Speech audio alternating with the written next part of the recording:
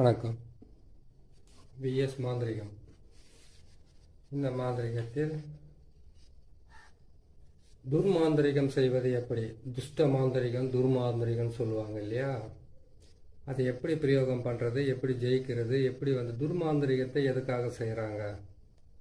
துர்மாந்திரிகம் நல்லவங்களை அழிக்கிறதும் கெட்டவங்களை அழிக்கிறதும், துஷ்ட ஆத்மாக்களை நம்ம ஆக்கர்ஷன் பண்ணி அது மூலியமாக அதை பணிய வச்சு துஷ்ட ஆத்மாக்களை நம்மளுடைய ஆசைக்காக அதை இணங்க வச்சு பணிய வச்சு அதை கொண்டு போய் மற்றவங்க மேலே ஏவி விட்டு அது மூலியமாக நம்மளுடைய ஆசைகளையும் நம்மளுடைய தேவைகளை நிறைவேற்றிக்கிறதுக்காக செய்யக்கூடியது தான் துர்மாந்திரிகம். இந்த துர்மாந்திரிகத்தை முன்னாள் ரிஷிகளும் மாந்திரிகர்களும் என்ன செய்திருக்காங்கன்னு கேட்டிங்கன்னாக்கா, அதுக்கு நாள் குறிச்சிருக்காங்க. இந்த நாளில் இதை செய்தால் இது முழுமையான பலன் கொடுக்கும் அப்படின்றது தான் இந்த துர்மாந்திரிகத்தில் இருக்கக்கூடிய மிகப்பெரிய ஒரு வலிமையான வேலை. இந்த துர்மாந்திரிகம் செய்யணும்னு கேட்டிங்கன்னாக்கா, ஆடு கோழி அதாவது கேட்டிங்கன்னாக்கா கல்யாண பூசணிக்காய், வெள்ளை பூசணிக்காய் சொல்கிற மாதிரி கல்யாண பூசணிக்காய், அதுக்கப்புறம் கோழி கொடுத்துருக்காங்க, ஆடு கொடுத்துருக்காங்க, எருமை மாடு கூட கொடுத்துருக்காங்க, ஏன் மனுஷனை கூட பலி கொடுத்து தான் அந்த வேலையை செய்திருக்காங்க. இந்த ரணபலி கொடுத்து செய்யக்கூடியதுல தான் பார்த்தீங்கன்னாக்கா, பெரிய பெரிய அரசர்களும் பெரிய பெரிய ஆள்களாக இருந்தவங்க அப்புறம் கோட்டைகளை கட்டி அந்த கோட்டைக்குள்ளே உள்ளே போகிறதுக்கு உண்டான பலிகளை கொடுத்துருக்காங்க. மனுஷனுங்களே கொடுத்துருக்காங்க, நரபலின்னு சொல்லுவாங்க. ஏன் ஆடு மாடு கோழி கூட நரபலி மாதிரி தான் கணக்கு இருந்தாலும் இது செய்திருக்காங்க. இது செய்து என்ன பண்ணியிருக்காங்க கேட்டிங்கனாக்கா, அந்நியர்களை அதாவது கேட்டிங்கன்னாக்கா எதிரிங்கன்னு நினைக்கிறத விட அந்நியர்கள்னாக்கா இந்த நாட்டில் இந்த பக்கத்து நாட்டில் போயிட்டு அவங்க போர் புரியறதுக்காக அந்த பலியெல்லாம் கொடுத்து அதுக்கப்புறம் செய்திருக்காங்க. காளிகளை உபாசனை பண்ணியிருக்காங்க, வராகிய உபாசனை பண்ணியிருக்காங்க. பல ஆத்மாக்கள் அதாவது கேட்டிங்கன்னாக்கா 3 வகையாக பிரிப்பாங்க இந்த இதை பொறுத்த வரைக்கும். துர்தேவதைகள், அதுக்கப்புறம் கேட்டிங்கன்னாக்கா தேவதை புனித தேவதைகள், அதுக்கப்புறம் கேட்டிங்கன்னாக்கா நார்மலாக இருக்கக்கூடிய மற்ற ஆத்மாக்களை மயானத்தில் வச்சு வசியம் பண்ணி செய்கிறதுக்கு பேர் தான். நல்ல வேலையும் இருக்குது, கெட்ட வேலையும் இருக்குது. இந்த மாந்திரிகத்தை பொறுத்த வரைக்கும் எதுவுமே நல்லது கிடையாது, இதுதான் நல்லதுன்னு சொல்லக்கூடிய ஆளும் கிடையாது. ஏன்னு கேட்டிங்கன்னாக்கா, மாந்திரிகர் ஒருத்தர் மாந்திரிகத்தை கற்றுக்கிட்டு உக்காந்து ஒரு மாந்திரிகம் செய்கிறாருன்னு கேட்டிங்கன்னாக்கா, உங்களுக்கு கெட்டவராக இருக்கலாம் ஒருத்தர், ஆனால் அது மாந்திரிகர் மாந்திரிகருக்கு பொறுத்த வரைக்கும் யாருமே நல்லவங்க கிடையாது, யாருமே கெட்டவங்க கிடையாது. உங்களுக்கு கெட்டவரான ஒருத்தருக்கு மாந்திரிகத்தை பிரயோகம் பண்ணி அவங்கள துன்பப்படுத்துறது, அவங்கள கஷ்டப்படுத்துறது, அவங்கள குடும்பத்திலிருந்து பிரிக்கிறது, குடும்பத்திலிருந்து அவங்களுக்குள்ள சண்டைகளை மூட்டி விடுறது, அதுக்கப்புறம் வியாபாரத்தை தடுக்கிறது, அதுக்கப்புறம் இது எல்லாமே கேட்டீங்கன்னா ஒருத்தருடைய ஆசைக்காக இன்னொருத்தரை அழிக்கிறதுக்கு பேர் தான் மாந்திரிகம். இந்த மாந்திரிகத்தை எப்படியெல்லாம் பிரயோகம் பண்ணாங்க, எப்படியெல்லாம் செய்தாங்கன்றத மாந்திரிகன்றத கெட்டது தான், நல்லதே கிடையாது. நல்லதுன்னு கேட்டீங்கன்னாக்கா, ஒருத்தருக்கு ஒரு ஆசை அதை நிறைவேறத்துக்கு மறைமுகமா பிரயோகம் படுத்தக்கூடிய ஒரு வேலை தான் மாந்திரிகம். இதுதான் இதுக்குள்ள இருக்கிற உண்மையான விஷயம். ஏன்னு கேட்டீங்கன்னாக்கா, பாக்குறாங்களேன்றதுக்காக எவ்வளவு வேணாலும் போய் சொல்லணுன்ற அவசியம் எல்லாம் கிடையாது. ஒரு தகடு எடுத்து பாக்கெட் வச்சுட்டு போனாக்கா தனவசியம் ஆயிடும். ஒரு மாந்திரிகத்தை பிரயோகம் பண்ணிட்டாக்கா அதனால பாத்தீங்கன்னாக்கா ஊர்ல இருக்கிற பெண்கள் எல்லாம் வசியம் பண்ணிக்கலாம், ஆண்களை பெண்கள் வசியம் பண்ணிக்கலாம், அப்படிலாம் கிடையாது. ஏன்னு கேட்டீங்கன்னாக்கா, ஒரு மாந்திரிகத்தை நீங்க பிரயோகம் பண்ணி செய்யறதால நம்மளுக்கு நார்மலாவே கடவுள் வாழ்க்கையில சில நன்மைகளும் சில தீமைகளும் சில சமமான வேலைகளும் நம்மளுக்கு கொடுத்துருக்கிறாரு. அதிலிருந்து நம்மளுடைய பெரிய ஆசைன்னு சொல்லலாம், இல்ல சின்ன நிறைவேறாத ஆசைன்னு சொல்லலாம், ஒரு பெரிய பெரிய விஷயம் சொல்லலாம். அதுல இருந்து நம்ம அந்த ஆசைகளை நிறைவேற்றிக்கிறதுக்காகவும் நமக்கு தேவைப்பட்ட ஆட்களையோ இல்லை வேற ஏதோ ஒன்று நமக்கு பணிய வைக்கிறதுக்காக செய்யக்கூடியது தான் இந்த அஷ்ட கர்மம் என்னக்கூடிய மாந்திரீக பிரயோகம். இந்த மாந்திரிக பிரயோகத்தில் துர்மாந்திரிகம் அப்படின்ற ஒரு தலைப்பில் எடுத்துன்னு போயிட்டு ஒரு நேரம் பேசின்னு போயிட்டேன். சரி, இது நம்ம சொல்ல வேண்டியது என்னுடைய கடமை, நான் சொல்லிட்டேன். துர்மாந்திரிகன்றது கேட்டிங்கன்னாக்கா, அமாவாசைக்கு மறுநாள் அரைமுட்டு, இன்னைக்கு அரைமுட்டு தான், இந்த நாளில் தான் உங்களுக்கு நான் போட்டு காட்டுறேன். ஒவ்வொரு நாளைக்குமே ஒரு மாந்திரிகம் பிரயோகம் பண்ண நேராக வந்தோன்னு ஒரு மாந்திரிகத்தை கையில் ஒன்று எடுத்துக்கிட்டு ஒரு தகடு ஒன்று எடுத்துக்கிட்டு அதுக்கப்புறம் வேப்பால் எடுத்துக்கிட்டு செய்யறது பேர் மாந்திரிகம் இல்லை.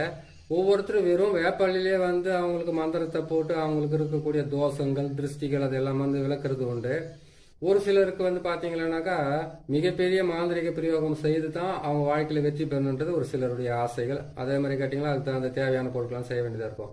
இந்த துர்மாந்திரிகத்தை பொறுத்த வரைக்கும் துஷ்ட ஆத்மாக்களை வசியம் பண்ணி அதை ஏவல் விட்டு அது மூலியமா மற்றவங்களை வசியம் பண்ணி அந்த மற்றவங்களை வந்து நமக்கு பணியை வச்சு என்னாலுமே நமக்காகவே வந்து வாழ்ந்துகிட்டு இருக்கிறதுக்காக செய்யறதுக்காகவும் பணம் பறிக்கிறதுக்காக செய்யறதுக்காகவும் அதுக்கப்புறம் கேட்டீங்கன்னாக்கா வீட்டுக்குள்ள இருக்கிற மாமியார் மருமக, அதுக்கப்புறம் மாமனார் மருமக, இப்படி எல்லாம் வந்து பிரச்சனைகள் எல்லாம் நிறைய இருக்குது இல்லையா, கணவன் மனைவி பிரச்சனைகள் இருக்குது இல்லையா, அந்த மாதிரி இருக்கக்கூடியவங்களை வந்து நமக்கு வந்து வசப்படுத்துறதுக்காகவும், அப்படி இல்லைன்னு கேட்டீங்கன்னாக்கா அவங்கள அந்த வீட்டை விட்டு பிரிச்சு வெளியில ஓட்டுறதுக்காகவும் அவங்களால ஏற்படக்கூடிய துன்பங்கள் இருந்து விளக்குறதுக்காக தான் இந்த துர்மாந்திரிகத்தை பிரயோகம் பண்ணுவாங்க. இந்த துர்மாந்திரிகத்தை பிரயோகம் பண்ணணும்னு கேட்டீங்கன்னாக்கா முதல்ல நமக்கு தேவை நேற்று போட்ட சக்கரம் தான்.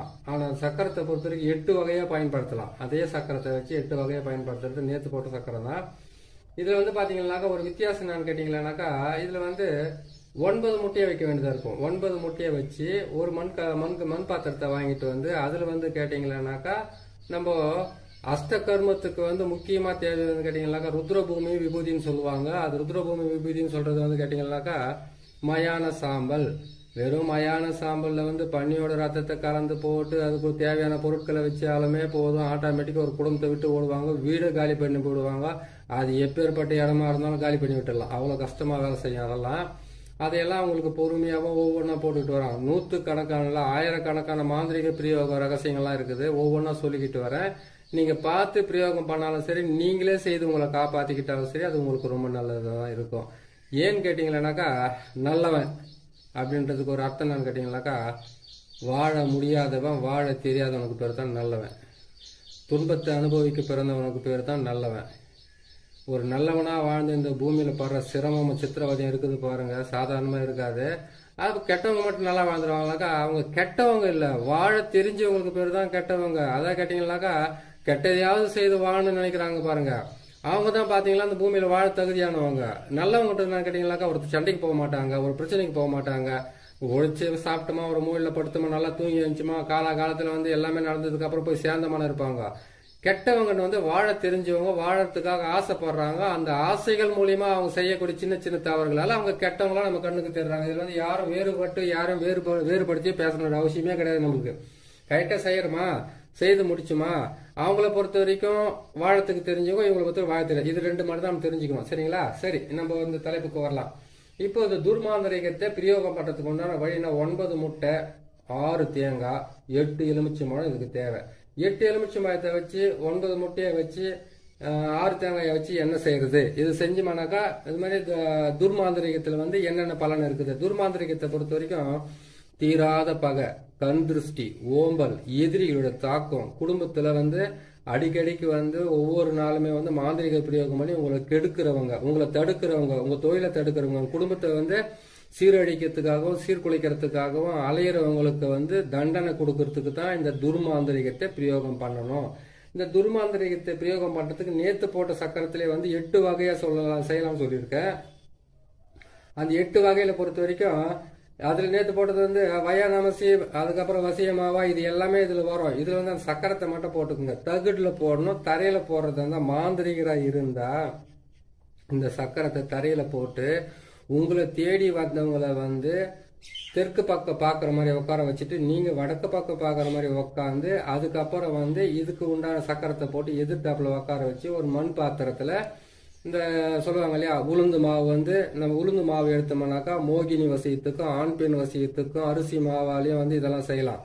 அதே மாதிரி கெட்ட வேலை செய்யணும்னு கேட்டீங்கன்னா எட்டி மரத்தினுடைய அடியில் இருக்கக்கூடிய மண், புத்து மண், அதை பாழடைஞ்ச புத்து மண், பாழடைஞ்ச வீடு மண், முக்கூட்டு வழி மண், இந்த மண்ணுங்களை எடுத்து தான் செய்யணும். அதுக்கு வந்து ஒவ்வொரு பதிவா நான் போட்டுக்கிட்டு வரேன். நிறைய இருக்குது. ஒரே ஒரு மாந்திரிகத்தை கத்துக்கிட்டு நம்மளால எதையும் ஜெயிக்க முடியாது. எல்லா மாந்திரிகம் என்பது வந்து 8 பிரிச்சோம்னாக்கா 64 கலை வரும். 64 வந்து நான் 8ஆல பிரிச்சோம்னா எட்டால நம்ம பெருக்கணும்னா எத்தினி வருது அவ்வளோ வரும். அதுல எல்லாம் ஒவ்வொன்று தான் சொல்லிக்கிட்டு வர முடியும். நான் சொல்லிக்கிட்டு வரேன், நீங்க பாத்துக்குங்க. பாத்துட்டு வந்தீங்கன்னா உங்களுக்கு நல்ல பலனை கொடுக்க ஆரம்பிச்சு. இந்த அரைமுட்டு நாள் என்ன பண்ணணும், நான் கரெக்டா 12 மணி, அது இரவா இருக்கட்டும் பகலா இருக்கட்டும், சரி இதுலயே ஒரு வித்தியாசம் இருக்குது. அரைமுட்டைன்றது பார்த்தீங்கன்னா அமாவாசை 2 பட்டு வந்துச்சு. அரைமுட்டை மட்டும் எப்படி காலையில் 12 மதியம் 12 மணி நைட் 12 மணி எப்படி பிரிக்க முடியும்? நீங்கள் அதை நினைக்காதீங்க. அரைமுட்டாவே நினைங்க, அமாவாசையாவே நினைங்க. திருக்கணிதம், வாக்கிய கணிதம், அதுக்கப்புறம் ஒவ்வொரு மனிதர்களுக்குமே ஒவ்வொரு திதிகளும் ஒவ்வொரு கரணங்களும் வச்சுக்கிட்டு இருக்கிறதுனால அமாவாசைக்கு மறுநாள் அரைமட்டை 12 மணிக்கு செஞ்சுக்குங்க. இல்லைன்னு கேட்டால் நைட்டு 12 மணிக்கு தாராளமாக நீங்கள் செய்யலாம். 12 மணிக்கு செய்துட்டு எந்த பக்கம் போகிறது எடுத்துக்கணும்னு பயம் வந்தாக்க மாந்திரிகர்கள் வந்து மொத்தத்தில் பயப்படக்கூடாது. மாந்திரிகம் பிரயோகம் படுத்தின முடிவு பட்டீங்கன்னாக்கா முதல்ல உங்கள் உடம்பை விட்டு போக வேண்டியது பயம் போனால் தான் உங்களால் ஜெயிக்க முடியும். சரிங்க. இந்த 8 9 முட்டையிலேயே என்ன பண்ணீங்க கேட்டீங்கன்னாக்கா, நேற்று போட்ட மாதிரி வந்து கேட்டீங்கன்னாக்கா பிறை கோணம், முக்கோணம், பிரம்மனுடைய கோடு என்று நாற்கோணம், அதுக்கப்புறம் ஆகாய வட்டம், அதுக்கப்புறம் கேட்டீங்கன்னாக்கா உங்களுக்கு வாழ்வு சக்கரம் சொல்லக்கூடிய 6 கோணம். இந்த 6 கோணத்தை வந்து போட சொல்லிட்டு அதுக்கப்புறம் வந்து பாத்தீங்கன்னாக்கா இதுல வந்து நான் சொன்ன நாற்கோணத்தை போட்டு 2 பக்கமும் வந்து நீங்க இது செய்து போடணும் அப்படின்னு சொல்லியிருக்கிறோம் இல்லையா. நாற்கோணத்தை போடணும், இந்த பக்கம் 2 கோடு இந்த பக்கம் 2 கோடு சூளம் போட சொல்லிக்கிறேன். இதுல போட்டுட்டு எதிரிகளோட பேர்களை இதுல எழுதுறீங்க. அந்த போட்டிருக்கிற முட்டையில மொத்தத்திலுமே வந்து எதிரியோட பேர் தான் எழுதணும். நீங்க எல்லா எதிரியோட பேருங்களை எழுதிட்டு அந்த எதிரி உங்களை கெடுக்கிறவங்க, உங்களை அழிக்கணும்னு நினைக்கிறவங்க, உங்களுக்கு துரோகம் பண்ண நினைக்கிறீங்க, உங்களை வந்து நாசம் பண்ண நினைக்கிறவங்க, இவங்க எல்லாருடைய பேர்களையும் இதில் எழுதிக்குங்க. எழுதி முடிச்சுட்டு அதுக்கப்புறம் என்ன பண்றீங்கன்னு கேட்டீங்கன்னாக்கா, நீங்க ஒவ்வொரு நாளுமே ஒவ்வொரு பிரயோகத்துக்குமே வந்து ஒரு வழி இருக்கு. அந்த வழியில் வந்து பாத்தீங்கன்னா கெட்ட நாள் என்று சொல்லக்கூடிய அந்த அமாவாசைக்கு மறுநாள்னு சொல்லக்கூடிய அந்த வந்து அரைமுட்டில் வந்து நீங்க இந்த மாந்திரிகத்தை பிரயோகம் பண்றதுக்கு இந்த தகுட்டில் வந்து என்ன பண்றீங்கன்னு கேட்டீங்கன்னாக்கா, உங்களுடைய யாரை நீங்க அழிக்கணும்னு நினைக்கிறீங்களோ, யாரை நீங்க கெடுக்கணும்னு நினைக்கிறீங்களோ, அதாவது நான் வெளிப்படையாக சொல்லிடுறேன், நீங்க யாராவது வந்து நாசமாகணும்னு நினைக்கிறீங்களா, அது செய்யணும்னு கேட்டால் இந்த தகுட்டில் தான் அதை எழுத வேண்டியதா இருக்கும். இதுல என்ன ஒரு விஷயம் கேட்டீங்கன்னாக்கா, நசி பிரி இது மட்டும் தான் எழுத வேண்டியதா இருக்கும். அந்த தகுட்டில் இந்த கோட்டுங்கள்ல எழுதணும். அதுவே இந்த கோட்டுங்களில் போட்டு எழுதுனீங்கன்னா அது கரெக்டாக வந்துடும். இந்த முட்டைங்கள்லேயே வந்து நசி தான் எழுதணும், பிரின்னு தான் எழுதணும். அதை எழுதிட்டு என்ன பண்ணுங்கன்னாக்கா, எழுதிட்டு இந்த முட்டைகள் எல்லாம் பேருங்க வச்சுட்டு அந்த மண் பாத்திரத்தில் வந்து அந்த முட்டையை ஒவ்வொன்றும் தலையை சுற்றி வைக்கக்கூடாது, அப்படியே வைக்கணும். உங்கள் தலையை சுற்றி எல்லாம் வைக்க உங்களுக்கு பிடிச்சிருக்கிற பேடியோ தரித்திரமோ செய்வன பாதிப்போ மாந்திரிக பிரயோகமோ எதுவாக இருந்தால் தான் அதை நீங்கள் விளக்கறதுக்காக உங்கள் தலையை சுற்றி வைக்கணும். அப்படி இல்லைன்னு கேட்டீங்கன்னாக்கா, இந்த தகுடை ஒன்று எழுதிட்டு இந்த தகுட்டுக்குள்ள வந்து நசி பிரிப்பிட்டு அவங்களோட பேரெல்லாம் போட்டு எழுதிட்டு அதுக்கப்புறமா என்ன பண்றீங்கன்னு கேட்டீங்கன்னாக்கா, இந்த சக்கரத்தை வந்து தகுட்டுல போட்டு எழுதிட்டு 1க்கு 4 தகுடா எழுதி 4 பக்கம் மரத்தில் அடிக்க வேண்டியது இருக்குது. இல்லைன்னு கேட்டீங்கன்னாக்கா அவங்க வீட்டுங்களை கூட போட வேண்டிய நிலைமையா கூட இருக்கலாம். நீங்க அப்படி செய்ய முடியல, அவங்க வீட்டுக்கெல்லாம் போக முடியாது, ஒரு எதிரியாச்சு எப்படி போக முடியும், அவங்க கிட்ட போனோம்னா நமக்கு என்ன பிரச்சனை நடந்தீங்கன்னா நீங்க அதை செய்யாதீங்க. மரத்தங்களை எட்டி மரத்துலயே, அதுக்கப்புறம் எட்டி மரத்துல அடிக்கலாம், அதுக்கப்புறம் அரளி செடியில் அடிக்கலாம், கசப்பான மரத்துல அடிக்கலாம், வேப்ப மரத்துல அடிக்காதீங்க. ஏன்னு கேட்டீங்கன்னாக்கா, மகாமாயி இருக்கிறது மாரியம்மன் இருக்கிற இடத்துல போய் நீங்க அடிச்சுட்டு வந்தீங்கன்னாக்கா அவங்கள தான் தரநாசம் பண்ணி உட்காந்துப்பாங்க. அது நீங்க செய்யக்கூடாது அந்த வேலைங்களை.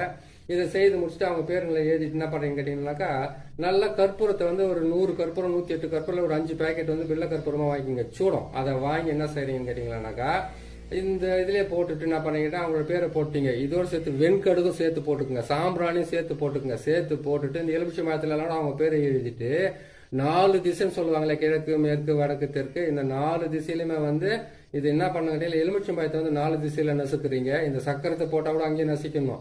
அதே மாதிரி கேட்டீங்கன்னாக்கா இங்க பாருங்க, தேங்காயிலே வந்து அதே மாதிரி தான் உருவத்துங்களை நான் போட்டு எழுதியிருப்பேன். இந்த தேங்காயில இருக்கக்கூடிய இந்த உருவத்தை பாருங்க, பெண் உருவம், ஆண் உருவம், அந்த ஆண் உருவம், இந்த மாதிரி சக்கரத்தை நான் போட்டிருக்கேன். இந்த சக்கரத்தை எல்லாம் எப்படி போறதுன்னு நான் பொறுமையை போட்டு காட்டுறேன். முதல்ல வந்து இதெல்லாம் பாத்துக்குங்க. பாத்துட்டீங்களா, இதெல்லாம் இந்த சக்கரன்றது இப்படி இதான்றதை நான் தெளிவா உங்களுக்கு போட்டு காட்டுறேன். சரிங்களா, இதை தான் போடுவோம் இதுல. அதே மாதிரி கேட்டீங்கன்னாக்கா இதுல 6 கோணம் போடுறோம் நம்ம. இதுல 6 கோணத்தை போட்டு இந்த 6 கோணத்தை வந்து வசியத்துக்காக யூஸ் பண்றது. அதே மாதிரி அந்த முக்கோணத்தை போட்டோம்னாக்கா இது வந்து கேட்டீங்களா, இது வந்து ஒரு விதமா அதுக்கும் உங்களுக்கு நான் சொல்லிக்கிட்டு வரேன். சரிங்களா, இது எல்லாம் போட்டுட்டு இந்த 6 தேங்காயில வந்து 2 தேங்காயை வந்து நீங்க செய்துட்டீங்க இல்லையா, செய்த இடத்துல இந்த சக்கரத்துக்காக வந்து உடைச்சிடுங்க. அதுக்கப்புறம் எலுமிச்சை மரத்தை இதுக்கு நீங்க பலி கொடுத்துருங்க. அதுக்கப்புறம் 4 தேங்காய் இருக்குது, முட்டை இருக்குது, எலுமிச்சை மரம் இருக்குது.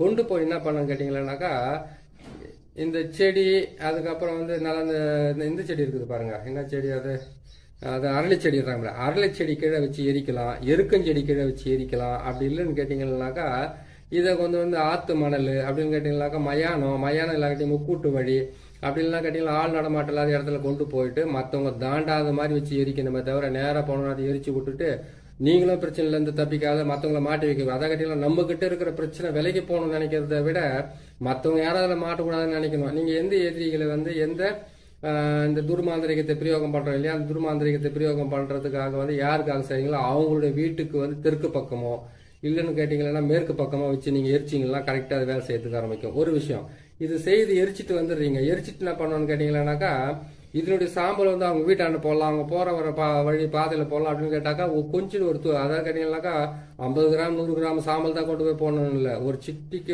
அந்த அளவுக்கு இருந்தால் கூட போது கொண்டு போய் அவங்க போட்டீங்கன்னாக்கா மிகப்பெரிய பிரச்சனை உருவாக ஆரம்பிக்கும். இதை செய்து முடிங்க. இதை செய்து முடிச்சுட்டு எதிரிகளையும் அதுக்கப்புறம் கேட்டீங்கன்னா உங்களுக்கு இருக்கிற பகைவர்களை அழிக்கிறதுக்காக வந்து இந்த துர்மாந்திரிகத்தை பயன்படுத்தி நீங்களும் வந்து மனசுக்குள்ள திருப்தியா இருங்க.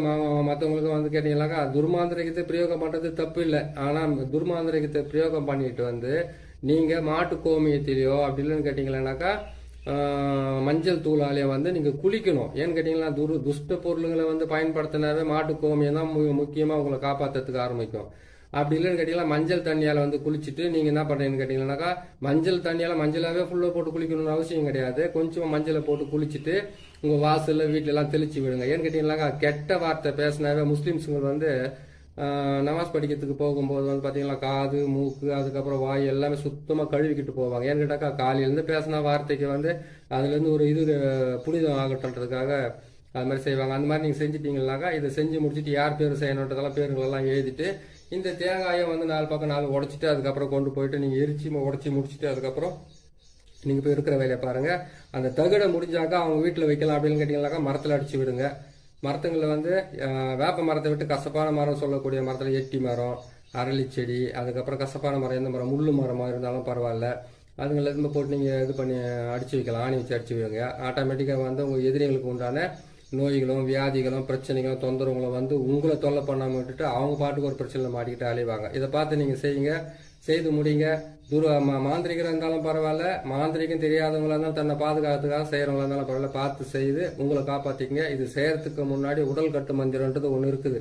அந்த உடல் கட்டு மந்திரம் இல்லாமல் எதையுமே பிரயோகம் பண்ணாதீங்க. யார் செய்கிறதா இருந்தாலும் சரி. உடல் கட்டு மந்திரன்றது வந்து கேட்டிங்கன்னாக்கா நான் சொல்கிறேன் பாருங்கள், அந்த உடல் கட்டு மந்திரத்தை வந்து கரெக்டாக வந்து நீங்கள் 3 முறை சொல்ல வேண்டியதாக இருக்கும். அந்த உடல் கட்டு மந்திரத்தை செய்கிறதுக்கு முன்னாடி கையில் வந்து விபூதி எடுத்து கையில் வச்சுக்கிட்டு நீங்கள் சொல்ல வேண்டியது ஓம் மலையாள பகவதி தேகத்தில் பஞ்சாட்சாரமூர்த்தி காவல், கைகளில் மகேஸ்வரி காவல், சிரசு முதல் பாதம் வரை அஸ்த தேவர்களோ ஓம் என்ற ஆட்சாரமும், காதில் வீரபத்ர தேவனும், என்னை சுற்றி கால வைரவனம் காத்து ரட்சிக்க. இதுதான் இதனுடைய மந்திரம். அதை கேட்டீங்களா, ஓம் மலையாள பகவதி தேகத்தில் பஞ்சாட்சாரமூர்த்திகள் கைகளில் மகேஸ்வரி காவல், சிரசு முதல் பாதம் வரை அஸ்த தேவர்களும் ஓம் என்ற ஆட்சாரமும், காதில் வீரபத்ர தேவனை சுற்றி கால வைரவனம் காத்து ரட்சிக்க. என்னை சுற்றி கால பைரவனை ரட்சிக்கனாக்கா உங்களை காப்பாத்திக்கிறது. இவரை சுற்றி கால பைரவனை காத்து ரட்சிக்கன்னு கேட்டீங்கன்னாக்கா உங்களுக்காக உங்ககிட்ட மாந்திரிகம் வர செய்யறதுக்காக வந்தவங்களை வந்து காப்பாத்துறதுக்காக உங்களுக்கும் போட்டுக்கிட்டு மற்றவங்களுக்கும் போட்டுக்கிட்டு காப்பாத்துறதுக்கு உண்டான வழியை பாருங்க, காப்பாத்திக்கிறதுக்கு உண்டான வழியை பாருங்க. இன்னும் ஒரு நல்ல பதிவில் நான் சந்திக்கிறேன். நம்ம சேனல் வந்து நீங்கள் பார்க்குறீங்க, உங்களுக்கு பிடிச்சிருக்குதுன்னு கேட்டால் சப்ஸ்கிரைப் பண்ணுங்கள், லைக் பண்ணுங்கள், ஷேர் பண்ணுங்கள். இன்னொரு நல்ல பதிவில் உங்களை பார்க்குறேன்.